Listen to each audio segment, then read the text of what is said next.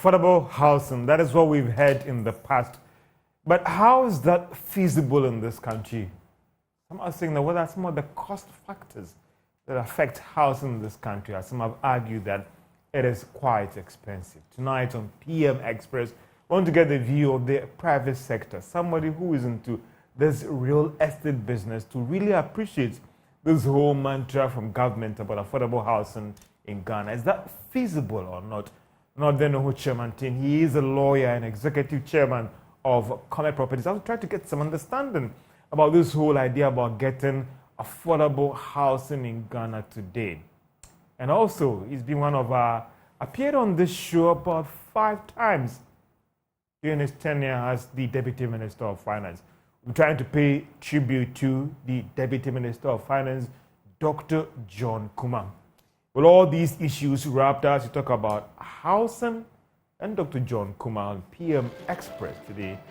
Right back after this break. Back to PM Express Business Edition. As tonight we talk about housing in Ghana here today. Affordable housing, a myth or a reality. We'll be getting the perspective of a real estate developer about why is it so expensive to own a house in Ghana today. Is it the land issue? Is it the financing issue? Or they themselves want to really make some interest and profit? And this government mantra of affordable housing, would it ever be possible? We'll be engaging another Chairman T. He's a lawyer and also the executive chairman of Kuma Properties. And also, before we get into that discussion, listen, he was one of our frequent guests on this program. That is Dr. John Kuma. But he passed away today. Well, here's our tribute to Dr. John Kuma as one of our guests on this show, Deputy Minister of Finance, engaging here at Joy Business. There's a tribute about him and also what he did as the Deputy Minister of Finance. He successfully positioned the NEP as the enabler of the entrepreneurship ecosystem in Ghana.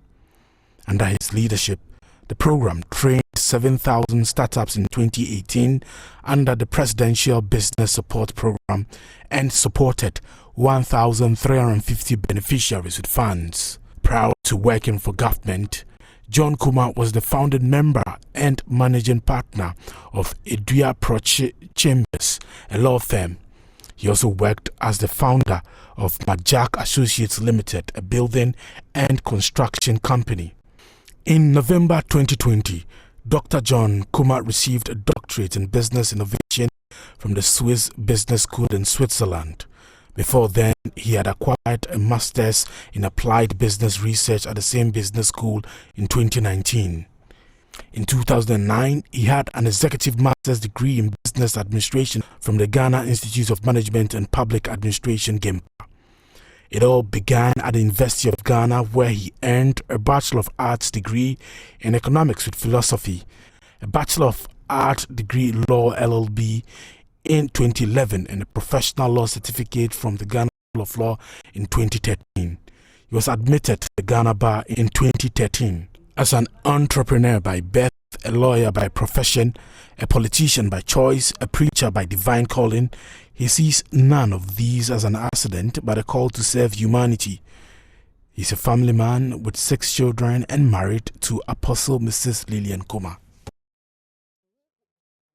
Tell those who also say that, all these things, they don't see government taking a chunk of whatever that will happen. Maybe sometimes even absorbing whatever shocks and all those things. That if I have any money anywhere or even all those things, I don't see or feel that total burden sharing the government is talking about. Everything is being pushed on consumers, taxes are being brought on, there are discussions about debt exchange and all the rest. And these are things that are still scenarios. People don't get the sense that Dr. John Kuma is saying that because of this, Honorable Senior Minister, I want to take a 50% cut, even at their own. They are not seeing that. And that's why people are sometimes, they are mad, they are angry with government that we don't see that government because like banking sector cleanup and all the rest, and that is not being seen. Well, government, especially in 2022, announced 30% cut in salaries of political appointees.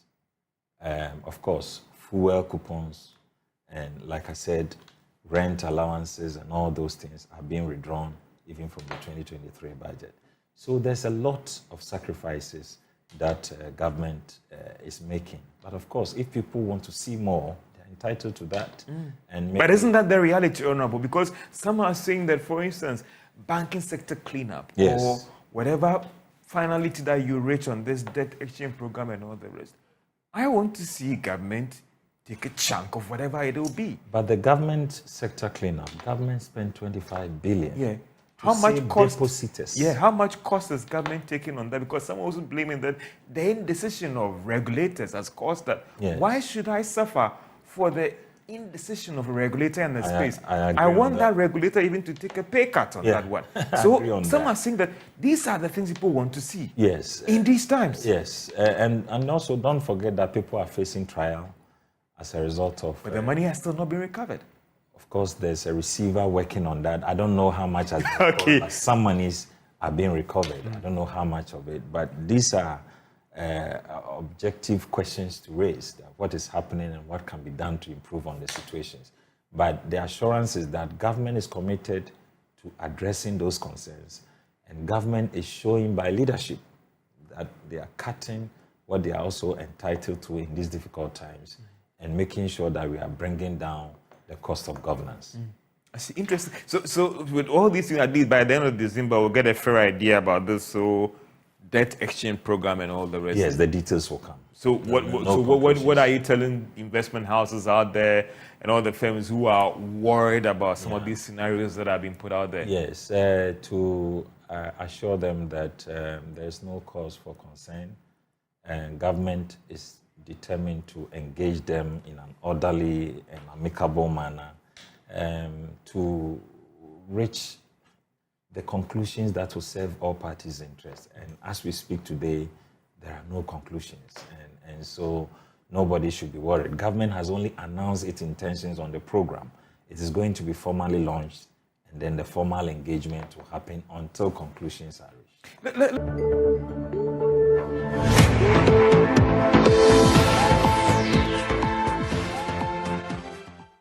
And this is PM Express Business Edition.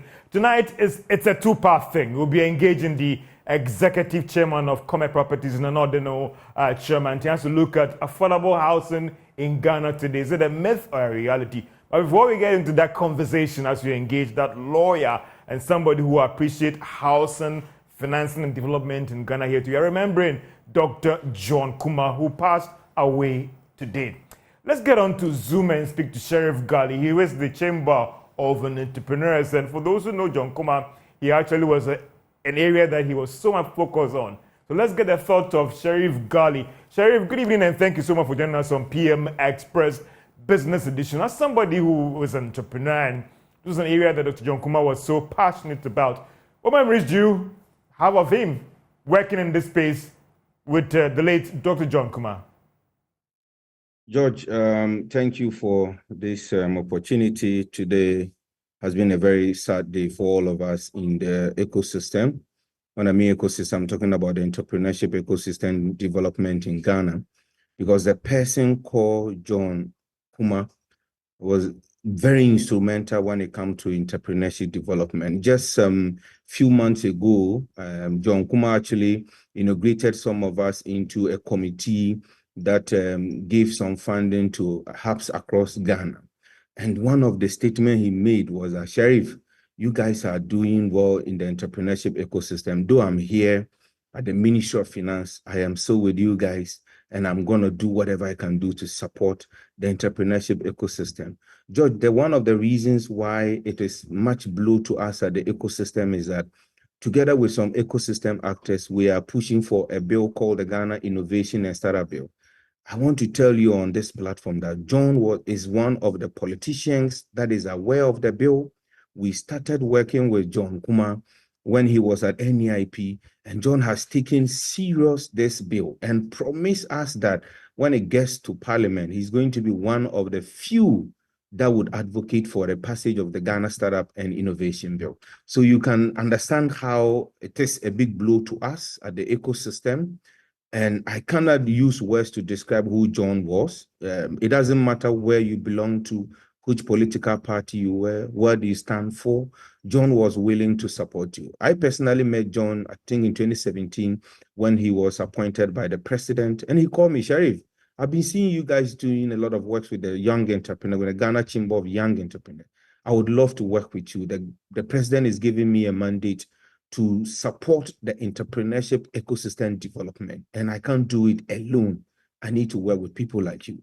And since then, I have been working with John, the Chamber of Young Entrepreneurs. And I can tell you today, it's a big blow to us. Everybody in the ecosystem, especially who understand who he is, we don't really care about his political affiliation. What we are sad about is the intentions John Kuma had for entrepreneurship development in Ghana. And if I'm right to ask that for those of you in this entrepreneurship space, you're really going to miss the late Dr. John Kuma.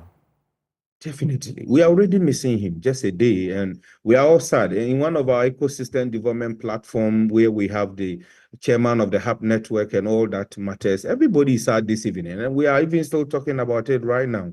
Everybody is sad. So we're definitely going to miss John Kuma. You see, it takes few politicians like him to understand what it takes to develop ecosystem. Because when it comes to entrepreneurship ecosystem development, it's a deliberate attempt, and it's only people who understand what it takes to support entrepreneurs that can support them. And John Kuma, I can tell you for fact, was one of them that really understand what it takes to support entrepreneurs. And definitely, you miss such a figure if he's no more. Yeah. Sharif, engaging him, and as we wrap up with you and on just this quick segment on remembering Dr. John Kuma, in a minute, for you, what lesson do you think that he taught you, the entrepreneurs, in working with him? In a minute. John has always taught that, as all of us, that be humble, let the process flow. He has one quote that every single day he put it on his status. He said, aim and shoot. If you don't hit the moon, but if you miss the stars, but you may hit the moon, something like that. And it has always been something for the past years. I know John Kuma, every time he puts it on his status. And one thing he has taught every ecosystem actor, if you really follow him, is that be patient, be humble, and work hard. Let the process the process will show results. And that has been John Kuma. Affable, strong, hardworking, and doesn't discriminate. We will forever miss John. May he so rest. Sheriff Gali, I appreciate your time so much sharing those thoughts with me about the late Dr. John Kuma. Also, there was another issue that when he was here with us on PM Express, we actually argued about. Let's have the clip play. And don't forget that we still haven't forgotten our main discussion for this evening as we engage the lawyer and the executive chairman of Comet Properties, none other than chairman, as we look at affordable housing in Ghana. So let's roll that clip, and as we move to our second topic for tonight. Government has to raise revenue, but how do you convince Ghanaians out there that in times like this, the last thing we're looking forward to is the VAT going up by 2.5%? You hope to realize as a 2.7 billion are assigned to be educated or corrected in terms of the expected revenue. And for a traditional government that oppose VAT and semi-preco and all the rest. and in times like this, this was the last thing people were expecting from me because of the environment, the challenges. And for some Ghanaians, they'll struggle to understand this. Yes, so, when VAT was introduced, is it 1996? I've forgotten the year. I think so, yeah. It was started with 17.5. And even how many years now? Almost 20-something years on, we are still talking about 15%. You get it? We opposed at the time the rate at which they started the VAT from. We never said that VAT wasn't a good idea.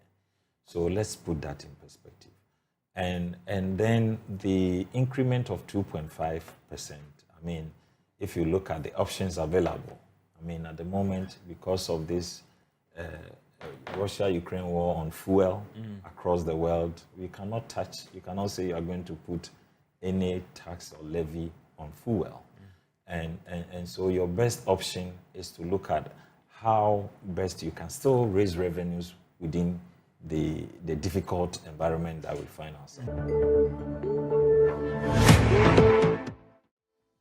Welcome back to PM Express Business Edition, and that was a small discussion on the late Dr. John Kuma, remembering him, and he was one of the frequent guests on this show. We had more than 4 or 5 times on PM Express while he was Deputy Minister of Finance, and that was an old clip that you saw there, and those paying tribute to him. And also I have with us in studio. He's been around there whilst you're having our first part of discussion, and another chairman, I think the executive chairman of Comet Properties, and also he is, I mean, such a bad news, I would say. Very young, hardworking, lost him.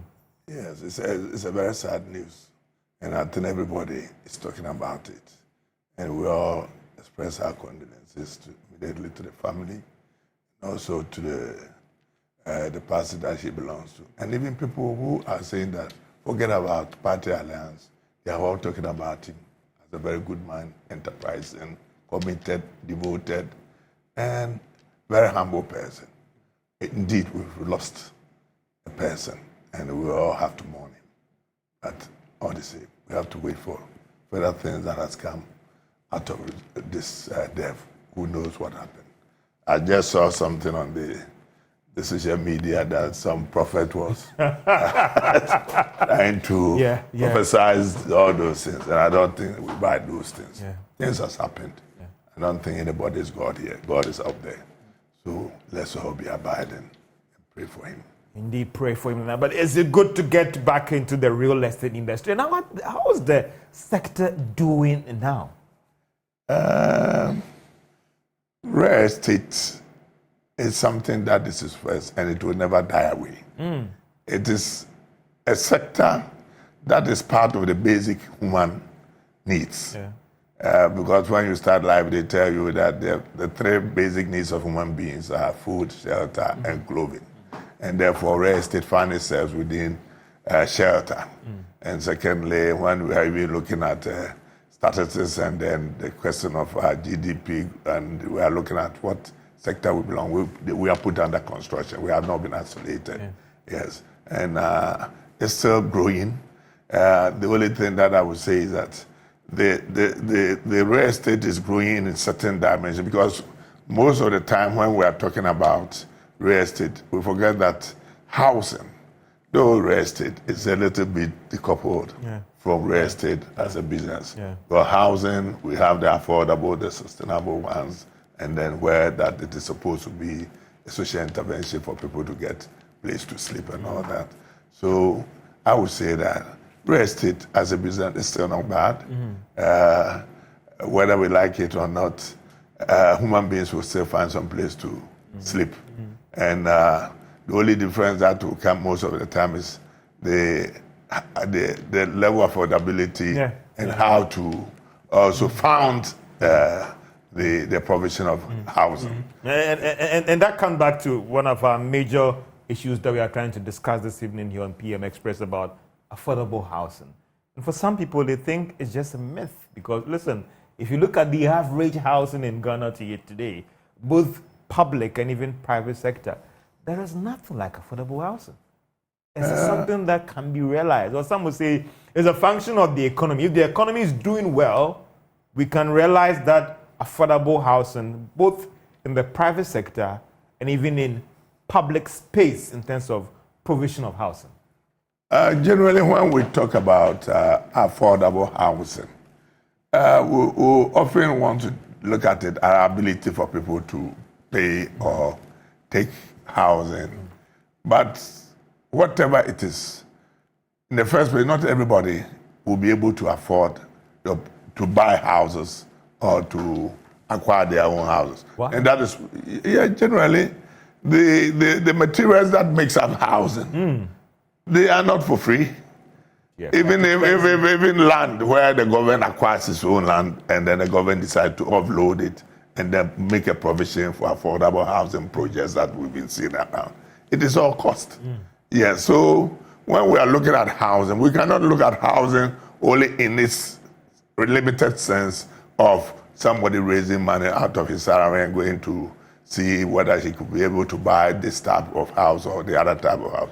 But rentals, subsidized rentals, are all part of affordability, how to get affordable housing. Because whether you like it or not, there are a median range of salaries that has to come into play when you want to determine whether somebody will be able to buy a house or not. Now, well, how much do I need to earn to afford? And I think that to contextualize this discussion, looking at the perspective of a private developer when you're talking about this whole affordable housing thing, before we stretch it to government policies and all the rest. Tell me, Nana, 2-bedroom house.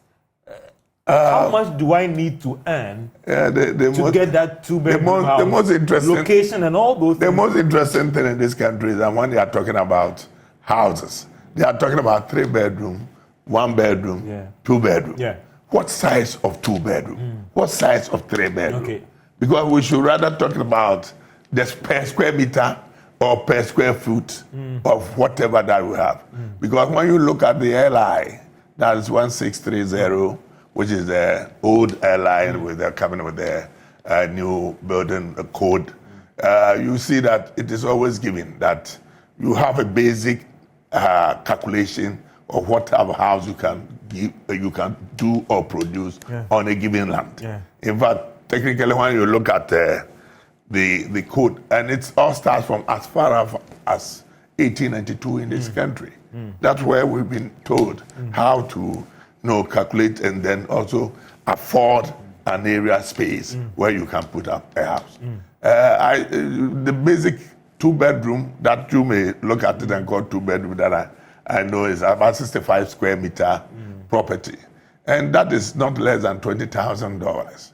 Which equivalent could be in whatever cities that we want to. We often want to maintain it in dollar because it makes it for calculation, it makes it for planning. Now that I'm quoting $20,000 as equivalent in cities, we know that these figures was as back as 2020.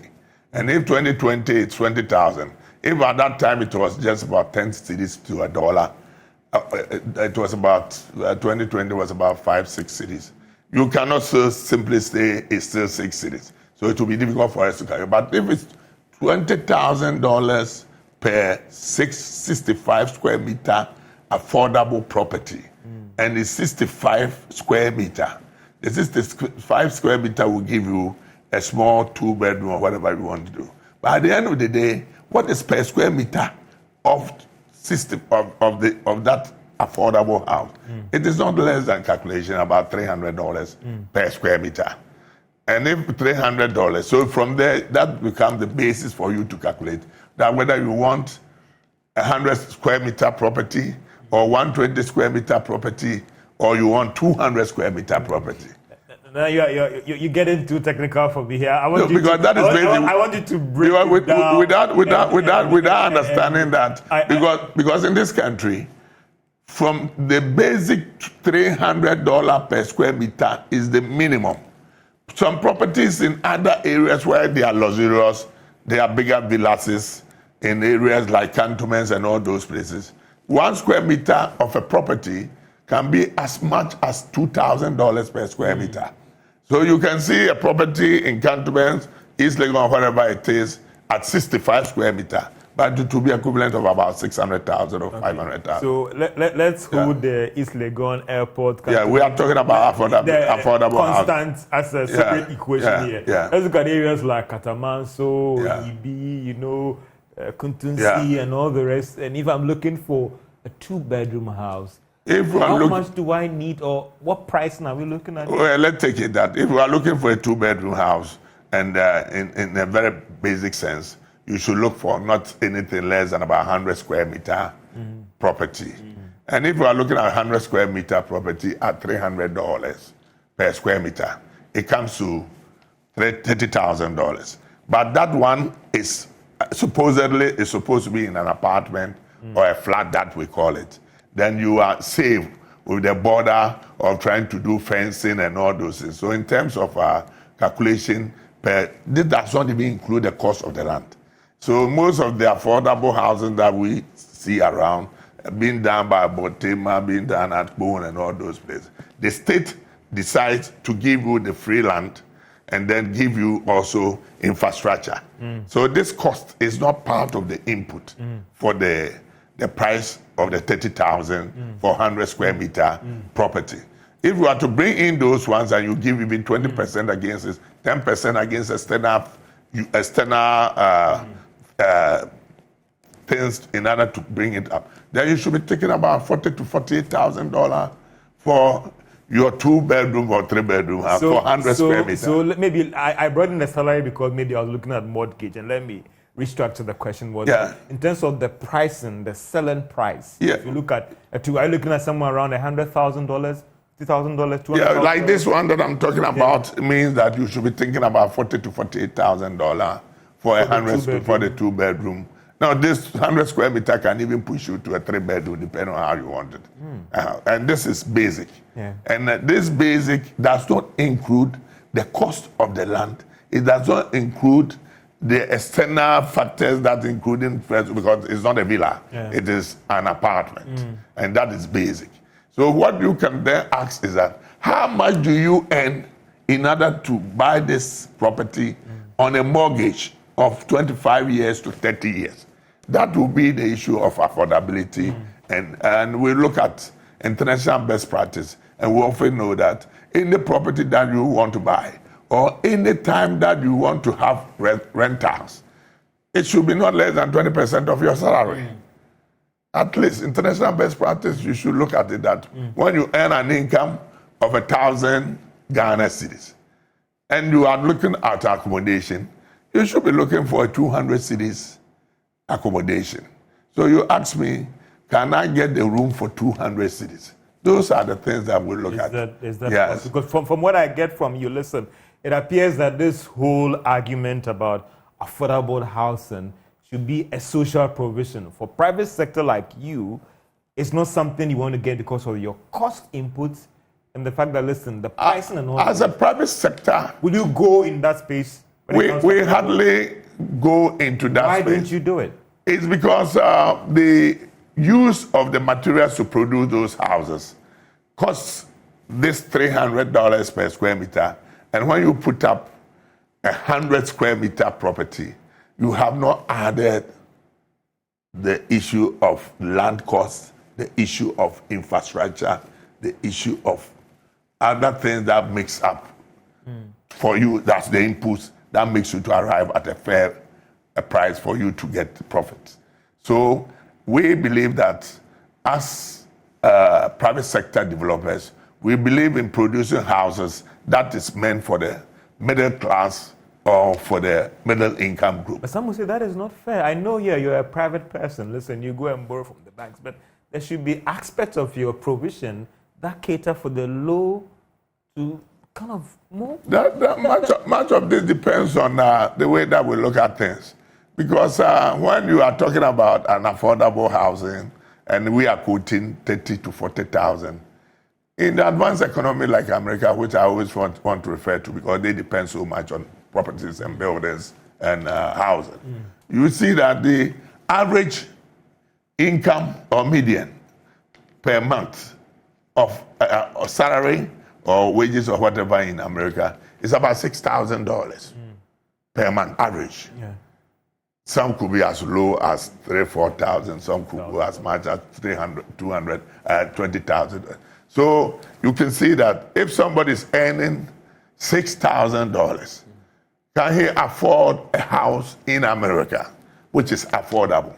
In America, there are affordable housing averagely in the urban areas. It's about $300,000 to $450,000. So she goes in, and they say that you live in America, and if you are not earning anything above $75,000, it is not ideal for you to go, and you will not qualify. They will calculate and then tell you that you cannot qualify to buy a property. Probably you can qualify for subsidized rent. And the same thing when you look at Britain, the average of 2,000 pounds, 2,500 pounds is average income in Britain. And then their affordable housing is around 250,000 pounds. And if when you look at it, as a result of that, even when it comes to stamp duty, you are exempted. And there was an incident when 2015 thereof, we as a company were invited to join a government group from Ministry of Trade and Industry, and we had a mission to Qatar. And my company was represented by one of our officers, directors, and we went to Qatar to look for funding. They said that when we got to Qatar, and then they asked us, what are we looking for with all our documents? In fact, originally we were looking for about $50 million for housing projects. And it's affordable for people. Then the financiers at the meeting then asked us whether we are very serious to take a plane with all the government delegates part of it to come to Qatar and then for $50 million. And then they asked us whether even our consultants are paid for handling such a project. And then how much do people earn in that country that you produce the houses and the money that you are looking for? So we should not come to that place again unless we have a project that is over $300 million and that the margins are quite okay. Otherwise, they cannot do business with us. So the problem will be that how much in Ghana is our average income? And it's about $6,000 a year. That is Ghana. What do you want government to do for the private real estate developers so they could also go in that space? Because, listen, look at all the so-called affordable housing projects that government has embarked on and all the challenges. It appears they are struggling in that space. What do you guys want the government to do for you so that you can go in that space of providing housing that can be deemed as affordable to the low-income earners, to the public sector workers? Well, I think we should sit down with our stakeholders in the... Haven't you spoken too much, Nana? All the meetings in the past. Well, sitting down does not mean speaking. Yeah. You sit down, and then when you show seriousness, we are able to come with something very concrete. Though we admit that there's 2015 housing policy that we have and all that, the things inside are still okay.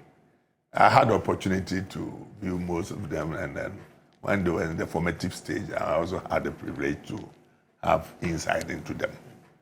The problem we are having is that implementing policies that we have already conceptualized and put them into is very difficult for this country. Why? Well, You are lawyers. The difficulty is that people don't read. Ghanaians don't read. Why are they not reading? Well, I don't know. This has to do with the policy. Yeah, they don't read. So what is the problem? Well, they don't read. These Ghanaians don't read. I don't know why. But if you want to be knowledgeable, you must have the ability to read and to have time to understand it, digest it, and then come out with things that can help. Because whatever it is, this country, land is not too big an issue. The problem associated with land is that anytime where there are services carried to a certain area or places where there are infrastructure, because the government carries infrastructure, then litigation becomes bumpy. You raise a very important, I just want to come in here. Again, land is a big issue. Am I wrong when it comes to land tenure and all the rest? Well, why are we, again, and I put this to you as a lawyer, why haven't you been able to get around that challenge with respect to this whole land tenure issues and all the rest? That, listen, some people say want to do a project, listen, we are struggling to get the land. There's so much, listen, I wouldn't want to go to an area like East Legon. Okay, fine. Let me give you a basic explanation. Ghana has its own background where we are coming from the British colonial administration that took over this country from 1844. Was it 1844? I believe that the Mankesimu, something, the Fante Confederacy and all that put Ghana or Agokus under the British colonial. You see, the British system of their land tenure system was based on land guardism. Land guardism.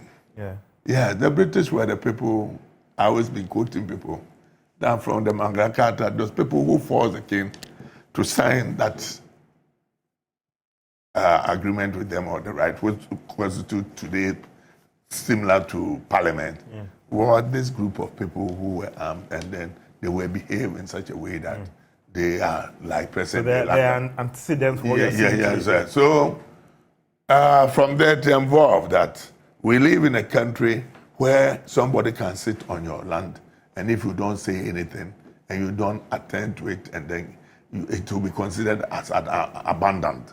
And abandonment constitutes an opportunity for the person to claim as an adverse possession.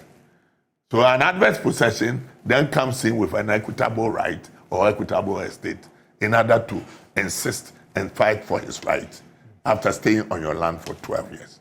So the issue then comes in that you say you are a landowner. Somebody said, I stayed on your land, you never bothered about it. And that you saw me living on it and you didn't say anything. So I'm claiming the land from you, whether you have, though the law says that the ownership resides in the person with the legal interest. So, but he says that, no, you saw me, you did all this, you didn't do anything. So the land is mine. And we have even gone further in our 1036 that the person has got the right to go and straight on to register if nothing's said and nobody raises this issue. So it makes the issue of ownership very diverse and very complex. And particularly in a country where 80% of the ownership of land resides in the traditional rulers, including head of families, chiefs, queens, everybody who constitute an aborigine, claiming that his grandfather or whatever was part of the 1733 Akwamu War, and for that matter, they drove away the Akwamus to Akwamfie. So around this area, whether you are Butu, whether you are Hutu, whether you are Senya, they are also claiming that they came over you and then took your lands. It creates confusion. But how do we get around it? Because they struggle, even the land title registry and all the rest. Yeah, but we've made several provisions in most of our laws in recent times. From the Local Government Act 462 up to today 936, there's a provision that says that whatever local government that you operate has got a right to acquire any land that the developer wants to use, so that the local government administrator or the municipal authority then acquires the land, then because it becomes a compulsory acquisition, then extinguish all interest so that he can allocate some to me, where I would then be giving leases or whatever it is, and then as a developer, I develop an atone tenancy to the municipality. And the laws are there, it's in our law books. And when have you ever heard that a local government, the municipal authority has ever acquired chunk of lands, giving it to developers? The law is there. So has it got to do with the enforcement of the laws? The point is that the laws are there, but the very person who is going to be the assemblyman or who are going to be the municipal authorities, how many people will bother to even read? Then again, I'll put it to you as a law, because I believe that one of your biggest challenges, if I'm right, has to do with land tenure system. It's to do with the land tenure system. We've been able people coming over. That is our biggest problem. But what I'm trying to say is that the law is there. Is it about enforcing the law? It's not a question of enforcing it. It's the issue of implementing the law. And then using the law. Who's supposed to do that? It is the municipality. Not central government. Not the central government, because the municipality has been given the power to acquire. And then when they acquire the property, they acquire the land, then they would then extinguish all interest. And then rather let developers come to them.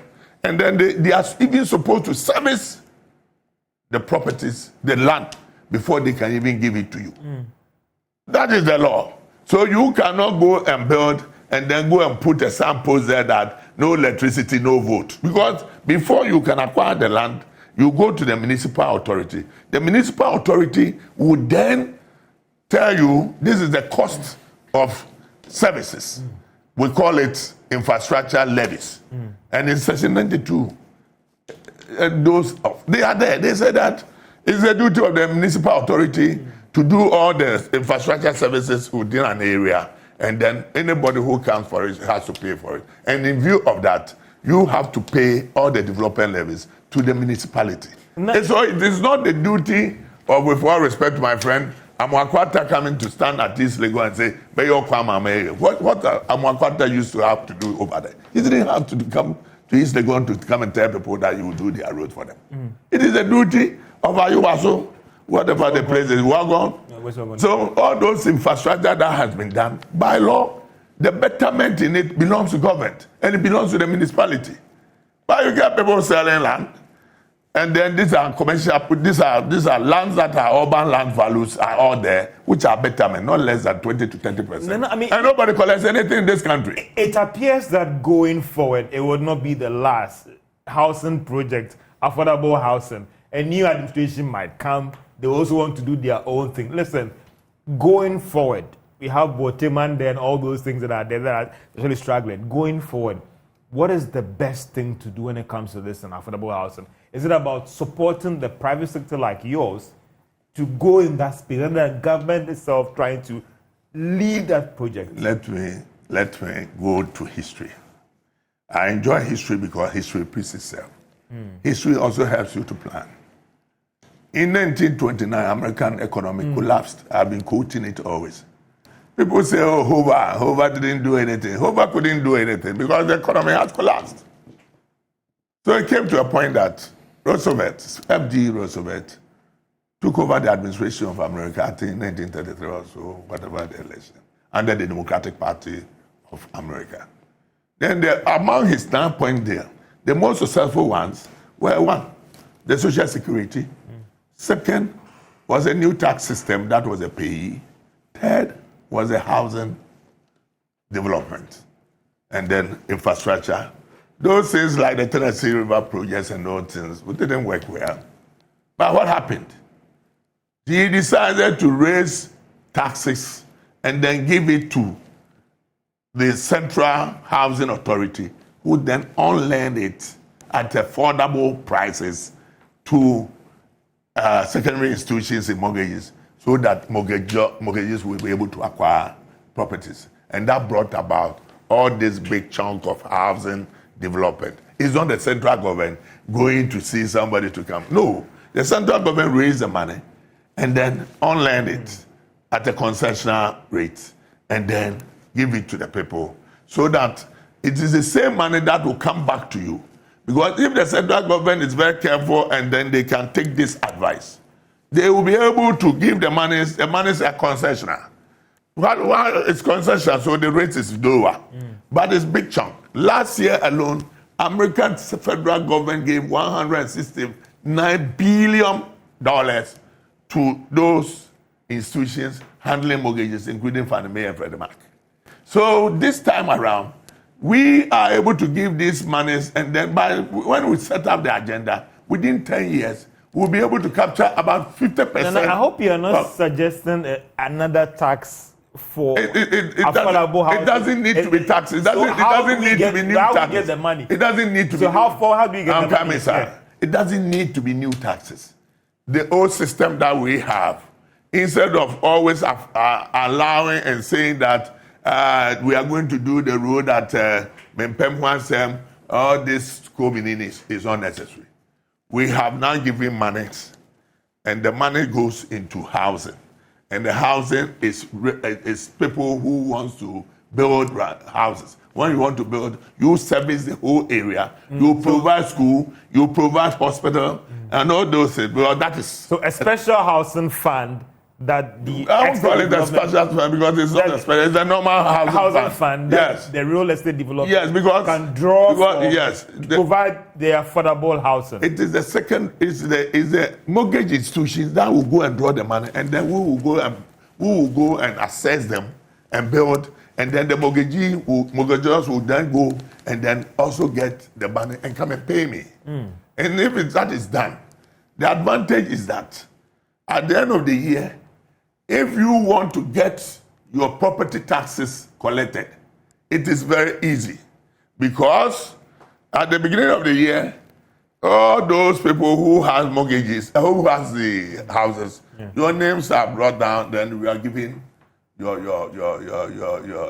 bill.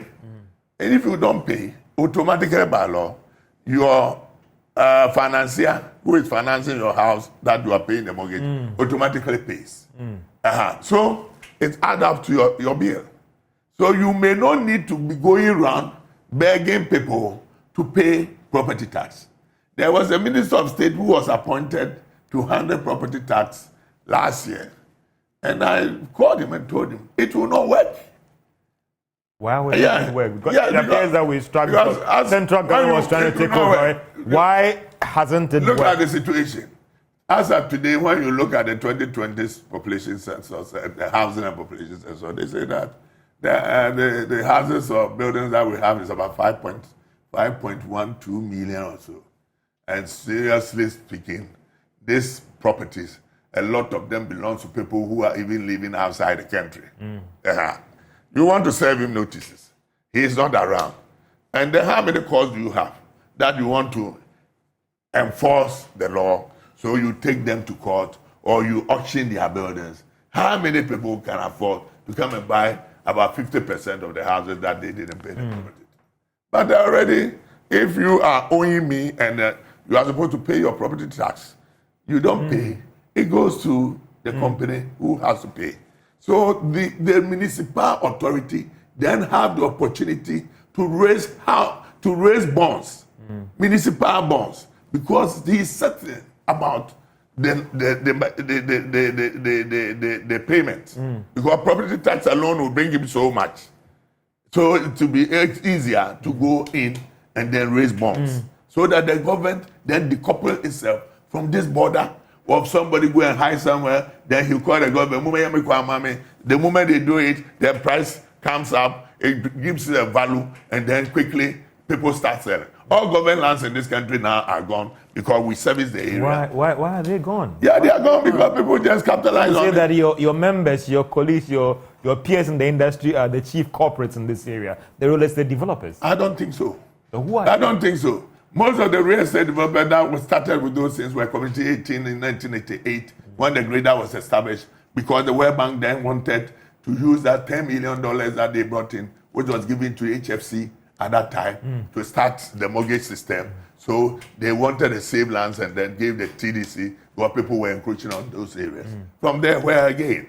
Because most of these lands are the central ones around cantonments and all those things. Politicians. Who's good? Politicians are going after them. Yeah, they've consumed all.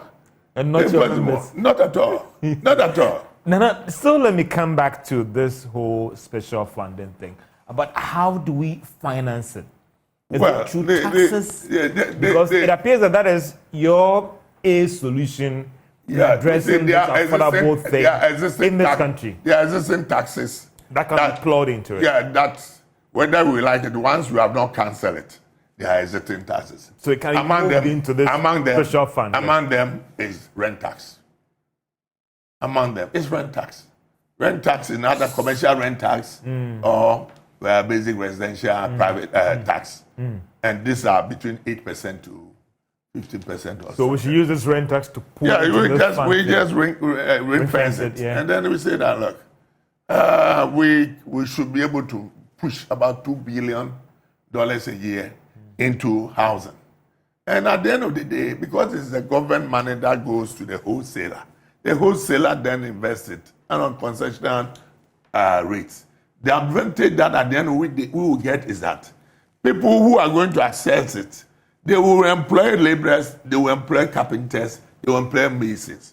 We insist that if you are bringing these boys to come and work, you should show a proof how you pay their payee to the government, to the GRA. And you believe it may even work well that we may even forget about VAT. The 5% VAT that the government is looking at is that during the time of Kufuor, if I'm right, they wanted us to put a certain percentage, VAT, the same 5%, on goods and other things, and then boys who were working under us were supposed to be deducted over their pays. But who dare you to go and see a carpenter and say that, 5%, 10, what do we call it, this 5% tax hold it.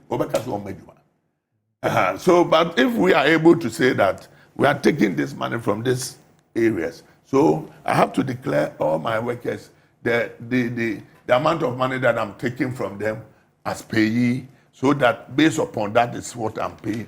By the time we end, there are so many people now working in the building industry. Some come from Togo, some come from Benin, some come from Congo. They are all working, taking money free.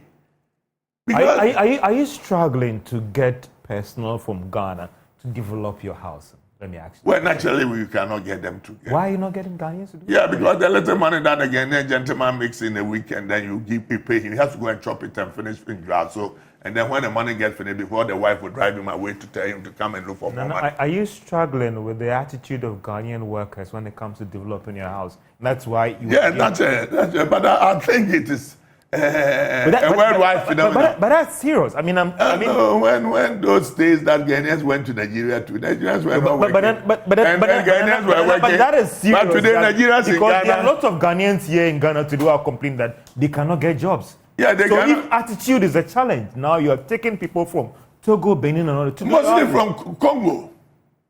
Interesting. From Congo. They are putting up your estate for a lot of they are foreigners.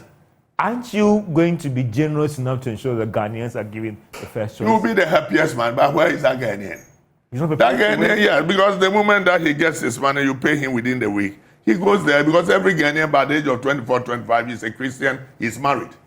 It is only when they get poorer, then they know that, look, if you're a young man, better working harder and earn an income better before you can marry. But they just get this is serious. At the time when I get you from an employer perspective, but at the time when a lot of Ghanaians out there complaining they can't get job, they are struggling to get them job because of the attitude. Yeah, they don't work.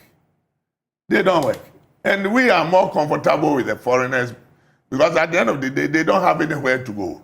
They are not going to 1 week, a year celebration. They are not going to birthdays. They are not going to weddings.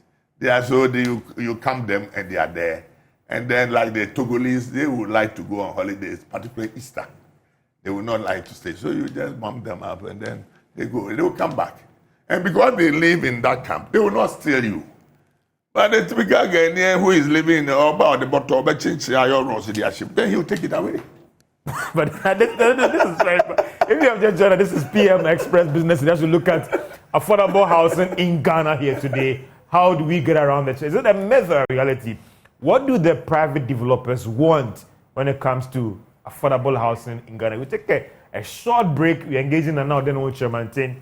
He's a lawyer, executive chairman of Comet Properties. We'll be right back after this break. This is PM Express Business Edition as we look at affordable housing in Ghana here today. Is it a myth or a reality? We're getting the views of private sector person who is into this whole real estate sector and what he thinks, how can we address this problem? Is it something that will just not happen? It's about the economy. If the economy is doing well, listen, we'll have affordable housing. He's made some interesting proposals about a housing fund to deal with this challenge. And what we was talking to him about was a bit about Ghanaians not surviving in this space and what can be done about it. Then it appears that the boom that we are seeing, the money is not coming into the pockets of Ghana, because if the workers, Ghanaians are struggling, not because you don't want to employ them, but the attitude is just not good. We started very serious housing delivery under Comet in 2005. It was all as a result of 2005 or 6. It was all as a result of a government support, banking support that we had, and then we were able to do a lot of work. That time, I took the opportunity to note how much we pay laborers and masons. And then we saw that we were paying them about $10 equivalent to a mason, and then $8 equivalent to a laborer. Then as time moved on, we adjusted our rates. And as of today, we pay $12 equivalent to a mason. So a mason earns, let's say, 150, 160 cedis, which is, because we have that data. An hour a day. And then we operate it. If a Ghanaian mason, or whether a foreigner, whether Togolese, earns about 170 a day, when he works overtime, he gets 220 or 240. And then they can work all the time from Monday to Sunday, 24/7, 30 days. How much is that guy getting? Not less than 5,000-6,000 cedis. But how many people can capture? Because when they are not regular or employed as part of your company, they are casuals.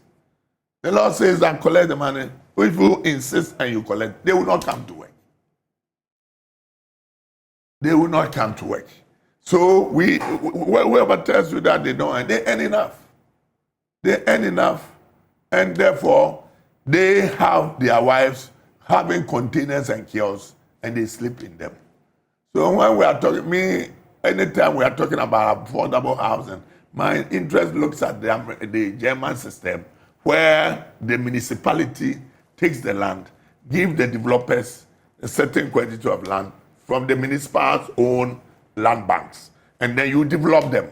And then when you develop them, then the municipal authority takes a certain percentage as their equity in it, and then give it as subsidized rentals to those lower income who cannot afford to get mortgages or buy houses. So at the end of the day, containers are removed. At the end of the day, the city is cleaner, because the whole essence of city development and then ensuring planning regulations and then planning permissions and all that, it was to ensure public safety, public health, and then also good neighborhoodness by providing school and all those things, so that we live in a very congenial, hygienic environment, so that sickness in terms of diseases will be lower. That is the whole thing, so that we have a quality lifestyle. But now we are in slums. About 33% of Accra is slums easily gone. Now, it appears it won't be the last time. Saglema housing project. Let me get your thoughts on it. How do we get around this challenge? It appears to become an albatross around the neck of this current administration, struggling. What should we do with it? Because another administration will come. Those who try to do their own thing.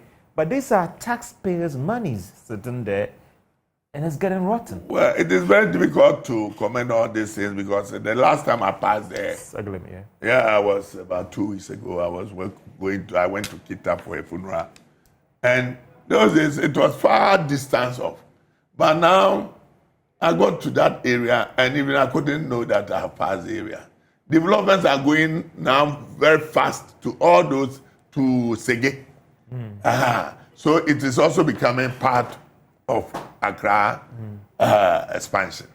But the principle, what action should be taken on that? The Saglema was originally developed for security services. That's something that I think we were not made to understand. It was not meant to sell to the public. And I don't see anything wrong if you say you want to give to security services. But if it's the cost, let us come out and know how much it was supposed to be paid for it. And if there's anything, we give it out, whether uncompleted or completed. As in sell it? Yeah, sell it as it is. Public? Yeah, because if you don't have anything to do with it, why do you maintain it and let it be there? Auction them. Let people buy. So there are several legal things around the cost of it, Well, you think that the government is trying to do an audit and all. You see, for this country, legalities are plenty everywhere. You are a lawyer. Yes, I'm a lawyer, and I respect the fact that we live in a country where we are supposed to believe in the rule of law and the due process of the law and all that. But in terms of when it comes to managing an economy, when it comes to running a country, at times where things are not working the way that the laws are made, where things are not working the way that your legal system, you have the opportunity by talking to your parliament, because parliament is always Alpha and Omega. Parliament is big. Parliament can do things and nobody can challenge. Master of their rules. So Yeah, well done. And it happened to Roosevelt. When the first term of Roosevelt, and he saw that, he went and talked back, I will do this, I will do that. He couldn't implement them because the Supreme Court of America was super, overriding all interest. So he talked to the electors and said, look, I need powers to change some of the powers of the court in order for me as a president to be able to run. And it went well for him. And that is why he was able to push America. You see, we must read. So you think that going forward, you think that this Saglema issue, what I'm saying, including the legal system in this country, if you want to bother about it, you cannot do anything in this country. So we are democratic, farewell, we respect it. We believe in a free world and all those things. But they also amended certain things to make it easier for the president to work. So this Saglema thing, we should sell it to the public. I have not had the opportunity to look at the documents on it, but it is a cost matter that is a worry to us. Then what can you do? It has already been expended. You cannot say that, what do you do? Are you going to break them down? Are they falling into demolition stage now? So I'm saying the longer it delays, the more property deteriorates. So listen, take an action on. Some are saying give it to this homeless people. Some are saying give it to security people. Some are saying that sell them and all the rest. You think that selling is the best approach right now? To me, it should be sold. And then probably we should have the culture that the state will never raise such properties again. We should let the private sector come in, like what I'm suggesting. The municipalities acquire the lands, give it to the private sector.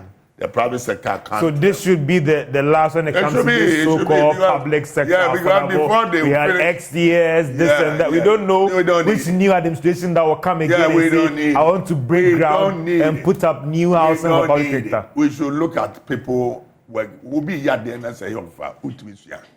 Those days we used to come and talk over here about this housing, and I'm happy that I quoted that let's look at South Africa. Now I've seen that the state is collaborating with South African housing authorities. So at times, some of the recommendations and probably the things that we hear from here are probably taken serious. And I'm happy about that. Do you think that you guys are being taxed too much? Because there's a thing about this new VAT thing that is going to apply in the properties and all the rest. And at the time there, we are pushing for affordable house, and all these things affect your input cost, and that could impact on the pricing. Well, I don't have the figures on my hand, but then we could have exemptions. We can say that any property below the price of $50,000 or $40,000 is exempted from VAT. We can could also feed. Yeah. Because that is a class of affordable properties that we can say that this figure is like the British system, where they say that you will not pay stamp duty, if I'm right, over a certain price of property that is below 200 and something thousand. We can do that. But then there's some saying your houses, I mean, not you. They are too expensive. It's not at all, it's the least. Why? If you look at the prices, everything, your houses are so expensive. You cannot run away from the basic fact that the globalization that started in the 80s has spread to everybody, and that what you buy as a ton of iron rods may be universally the same price apart from the change in qualities. So what we need to do as a country is that if somebody is a nurse is paid 4 times or $5,000 and your economy cannot sustain it, let's sit down and say, okay, we can pay 1/4 of what is paid in America so that the person living in Ghana also earn a decent income in order to also be able to afford a meaningful lifestyle. In 2007, I used to pay a manager in my company, and the person was earning about 2,000 cedis. 2,000 cedis at that time was equivalent of $2,000 equivalent money. 2007, the person was taking 2,000 cedis. And at that time, the dollar was 1 cedi to $1. The same position. today may be taking about half of what I was paying that officer, because we pay in cedis. So you cannot actually monitor and see the equivalent. You follow my point? Yeah. But assuming that from day one, we're saying, oh, Kwesi, you are taking 2,000 cedis, and today is this $1 equivalent. So from now on, anytime the dollar changes, you collect equivalent of $2,000. So today, that person will be collecting about 25,000 cedis. But that person is not collecting 25, he may be collecting about 12,000 cedis. So he's worse off because inflation has affected the economy. The economy. Yeah, the foreign exchange risk has come in and he has lost so much. In terms of the medium of owning these houses, some have spoken about mortgage, some have spoken about cash. It appears mortgage, some will say, is a rip-off in this country. What is the cost of savings? Because you cannot talk about the cost of interest on a loan or anything unless you look at the input. And the input is savings. What is the cost of savings? Look at you now sitting down, gentlemen. Whatever that you earn, you go and buy treasury bills. Treasury bills is now about 26, 27%. And 27%. Everybody knows that when he queue and then get this and then he does roll over, he's getting something. Will you take your money that you earn and go and give it to AFSA for 12% savings? No, I won't do that. So the function of savings is impacting on the mortgage financing system. Oh, because this money. Because most of these people who went through the mortgage route are losing So that their is houses. why I'm saying that They are foreclosing them. That is why I'm saying that it is only It is government. not working. That's why I'm saying that it is only government everywhere in the world. When David Cameron came to power, Britain, their housing delivery was down. So the first policy was that he gave out £450 million, and the statement was that I'm giving this money into the mortgage industry so that builders can build and buyers can buy. So everywhere, it is the central government or the government in power that sends the money into a wholesaler, and the wholesaler sells it in terms of concessional, so that people, and they get it back. Because it's like the payee brings you back. Other things like property tax brings you money back. So it is a good business. So let's forget about sanitation ministry, Ministry of Works and Housing. How do you have municipalities that are handling drains, that are handling storm drains, that are handling markets, that are handling clearing of streets and all that, and you have a Ministry of Sanitation? What do we need even a Ministry of Works and Housing for? We don't need it? We don't need it. They should justify. What is it for? It's not necessary. The housing should reside in the various districts or municipalities. That's debatable because there's still an element of central government in here. What is it? Let me know.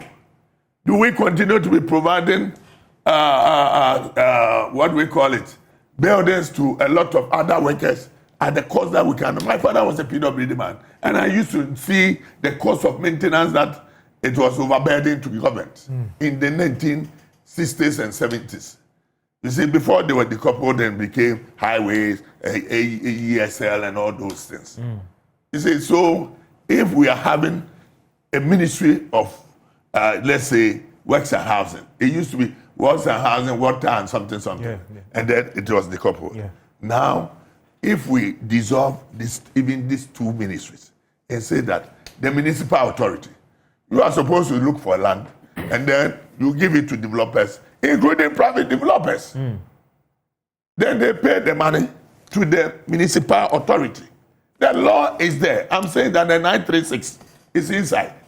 Anybody that I'm saying that I'm lying, you should just check it. You look like you're a firm believer of decentralization. You think that is the way to go? Well, as a businessman, that is what I want to see. Because I want to see a country that when I do business and I make money, my money doesn't deteriorate in the form of inflationary spirit that takes away everything that you make. I want to see a country that people will be happy to live in the country than people, always, anybody you talk to always want to run away and leave the country. Where are you going? It's about the economy. But then we can solve it. These are areas that we can look at and solve it. We don't need any magician from anywhere. The country is ours, and we own it. And we have to do it and then make sure that people live comfortably. People who believe and argue that, listen, it is just about a bubble and to burst soon. The supply, you are targeting the middle class.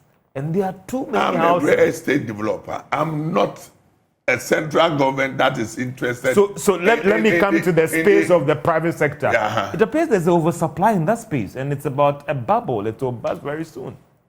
There's too many houses being pushed. Are people buying these houses? Well, the people buy according to what they want.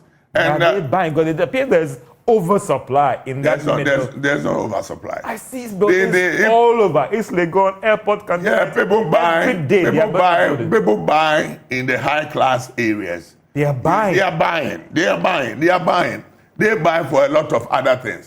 Some buy for Airbnb. You're not supplying and you're not struggling to get buyers now. No, what it is, because when you put up a property and the property stands there, and then today is the day that you put it up, because of the business of always adding your percentage in terms of the cost of the property, because assuming that you bought a property from me and then you went in for a loan to buy as mortgage, the interest is on that property. So it earns an appreciation. So when I put out that property and it's standing there, you are not buying. It is you don't lose anything. No, not at all. It's an asset that is compounding. I'm told that is compounding. I'm told that East Legon Airport, Cantonment, cash cow areas, you hardly struggle to get people to get your properties. You hardly struggle to get people to buy your properties. They buy. Put up in this. They buy. It's a hot cake. They buy. What they don't buy now will be the very affordable, where the lower income or the low middle class people, because the chunk of the people who were buying were those in the banking, microfinance, insurance sector, which now has got a little low. So that area has gone down. But if you have properties in the upper class areas, foreigners buy them as their abroad homes. That is, there are a whole lot of businesses that come into it because they buy land values high, and those values are what I've been saying, that why don't we collect betterment out of it? Foreigners, local, commercial, who are the big category of clientele for you, Nana? For me, as my company, or even you as a Ghanaian people, we still deal with the Ghanaians. From the diaspora. These are some of the big people. Yes, most of the people are the people coming from outside. But we still have companies or Ghanaians in this country in a certain class of businesses that continue to buy. And they are coming from the mining sector. They are coming from the mining sector. A lot of liquidity in that space. I think it's because of their. And I hear, not because of their salary. Players in there, they come in and even buy these things with cash, not even. Yeah, it's because of the fair wages that they get. They are buying properties with cash. Yeah, because of the fair wages they get, and the money is what is controlling this economy. I see. Yeah, it's not cocoa. Recently, there was a member of parliament who accused your sector, not you. I mean, that it's a conduit for money laundering. What do you tell those who are? That person is a joker. What is this economy of Ghana? How much it comes in a form of money laundering? And that's what it is. He's a joker. He's a joker. It's not. Ghana. What is Ghana? For money laundering. What is Ghana? Ghana economy, let's see, $100 million. That was some judge. He dared that he was saying that the real estate industry is a conduit for money laundering. Well, he was not attacking traders because, after all, real estate, a lot of people are private people, they do real estate. So when real estate people decided to tackle those things, I wrote to them and said that you don't have any case. He has the right to make his comment. But I want to find you to understand that trader or real estate in Ghana can never be in code, that kind of money laundering channels. What is because no. I mean, listen, that are springing up every day, and listen, it takes sometimes. I started to be educated. People prefer, and they come to buy. People prefer to buy cash. properties. People prefer to buy properties than to go and buy bonds and treasury bills. It's the best avenue for investment. Yes, you can check it.